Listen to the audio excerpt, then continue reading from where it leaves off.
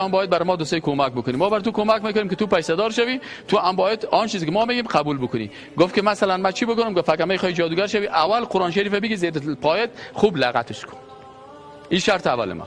دوم شرطی است که هر کسی که پیش میاد او رو باید تو کافر بسازی. مجبوری برو یک دانه مرغ بیار، برو یک دانه گوسفند بیار و او گوسفند یا مرغ ببر در قبر فلانی ذبح کو که این عبادت به غیر الله بکنه، این هم کافر شود. و قرآن شریف باید لغت مال بکنی و ظاهرا گوش بگیرین. بالاخره این شخص میگه من رفتم این کارا را کردم، این کارا را کردم، برشون گفتم خوشمان حالا برای من چی میکنین؟ او گفت ما دو نفر جن در خدمت تو قرار میدیم، هر انسان که از که خود یک کی کار داره، هر انسان که خود یک قرین از شیطان داره. این حال وقتی که یک نفر پیش تو میایه، او جنده که کتزو هست، این دو نفر جنهای ما گزارش از اون از پیش تو میگیره، برازو میگه که تو هیچ گپ نزن، نام تو فلانی است، نام پدرت فلانی است، نام فلانی است. از این خاطر مثلا وقتی شما دین شب 10 بجه شب یک کار را کردین، خداوند میفهمه که شما این کار را کردین، ملائکه میفهمه و کسی که دیگه که میفهمه عمو جنده که امرای شما مو شیطانه که هست. اینال اون شیطان بر از جادوگر گزارش میبره. خودت وقتی که پیش از اون میری پرسان میکنه بر تو نه گپ نزن، نام تو فلانی است، نام پدرت فلانی است، دین شب دی کار کردی.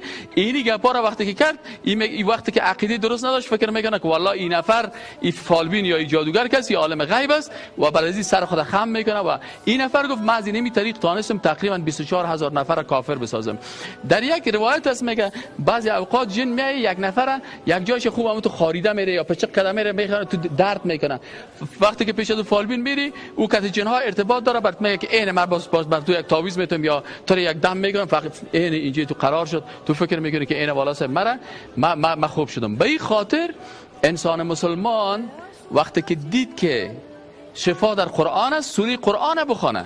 اگر به قرآن عقیده داشته باشی او تو را چیز میکنه. اما این که مثلا فالبینا و جادوگرا از ضعف عقیده مردم و سر بی‌تفاوتی مردم و این که مردم درست عقیده ندارن و پیش از اینا میرن سر از او تجارت میکنن، این کار مشکل مردم است. حتی یکی از فالبینایی که توبه کرده بود، اگر مثلا در برنامه کاش که مرا میگفتن که امروز برنامه امی هست و فالبین ما خود گرفتم میآوردم، و خود فالبین توبه کردن. حتی اگر یک برنامه دیگه باشه که از اونا دعوت بکنیم که مثلا به اینجا بگویا، خود فالبین گفت من خودم مثلا گفت از یک خانه پیش من مثلا 4 نفر میامد، پدرش میامد، مادرش میامد، دخترایش میامد، سنوهایش میامد، یک دخترش یک سنوش.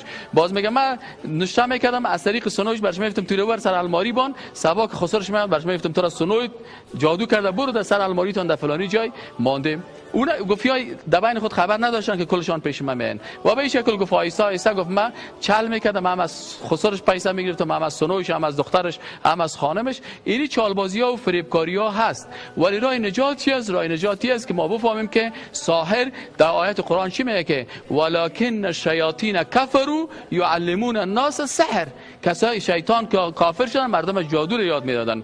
فالبین کافر است، ادعای علم غیب میکنن. کسی که پیش فالبین جادوگر میره و او جادوگری که سر قرآن لغت خود مانده. حتی شما که کدام وقت همین تعویضای اینا رو باز کنین ببینین که در تعویضایشان یک جای نام الله را نوشته کرده، باز در پالوش تصویر شیطان کشیده. زیر پای شیطان مثلا شما سوال کنین که در زیر پای شیطان کلمه لا اله الا الله را نوشته کردن. از این خاطر نجات دهی است که ما پس به عقیده درست صحیح خود بریم و این مردم ها را مجال ندیم که چیز شوند از ما استفاده بکنن. تشکر است.